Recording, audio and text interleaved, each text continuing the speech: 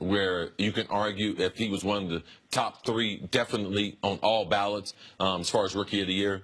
Was really impressed that first round of the playoffs because you could see that his shooting and scoring ability was amazing. He got better than the regular season. The first round, he got better in round 2 and in Eastern Conference Finals. So impressed how when the stakes went higher, he got better, and he showed you some portions of his game that we didn't see during the regular season. Now he's got to work a little bit on his defense, got to get his body a little bit stronger. But 2 years ago, this kid was playing high school basketball. Yep. I mean, he was trying to get ready for the state high school tournament. So very impressive. Looking forward to watching more basketball. Jayson Tatum. If you're a fan of basketball, because he does a lot of things fundamentally right, you have to be a fan of Tatum. Man, when he puts on about 15 more pounds, he's going to be even more of a problem. Because the only weakness I can see with him right now, aside from regular some rookie inconsistencies, is he can get back down. He's going to be playing bigger guys out on the wing. You saw LeBron take advantage of that. Other guys will be able to as well.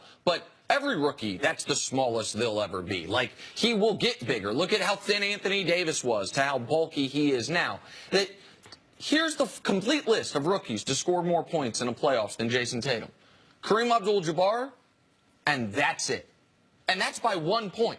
He was one made basket away from scoring more points in this postseason than any rookie ever. He played the second most minutes of any rookie ever. He's scored more playoff points than any under 21-year-old ever. Like, to do this where you have to be the guy because of injuries to your team and to do it repeatedly round after round, it is now a real discussion.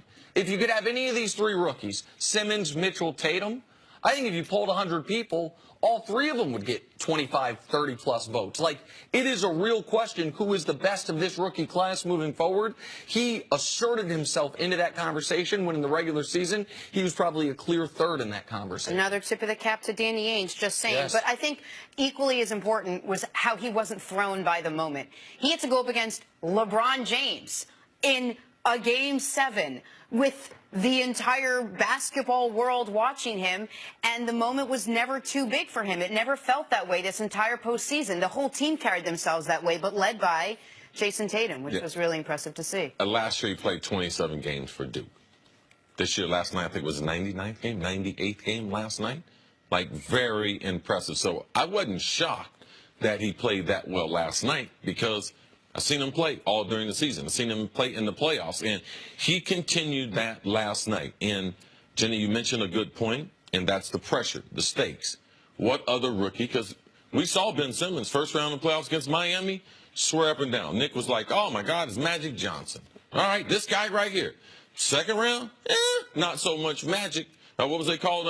Tragic Johnson. Tragic Johnson. Yes, all right. Something Simmons, whatever type of word you want to put on it before that, his game didn't keep rising because he's got holes in his game. The #1 pick, Markelle Fultz, didn't see him in the playoffs, but mop-up time. So when you're looking at Tatum being the #3 pick, Ainge getting the player that they wanted, when they had the #1 selection, getting him at #3, and seeing the overall results, you can be nothing but pleased in Tatum. And when you're talking about the Celtics' future, I understand, the future's so bright, so bright. The reason it's so bright more than anything else, more than Kyrie coming back, more than Hayward coming back, more than the draft capital, is Jayson Tatum.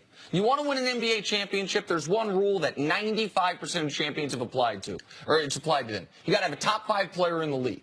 As good as Kyrie is, he's never been a top 5 player. I don't know if he ever will be. I know Hayward won't be. This kid has a chance to be. Yeah, I think it's the totality of it all, though.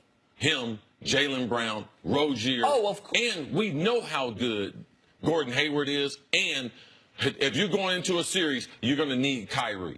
So he might not never be in the top 5, but the totality of that coach coaching this team with having a closer, having another wing player in Gordon Hayward, they have a phenomenal future. I fully agree with that. All right, let's get back to LeBron James now. He played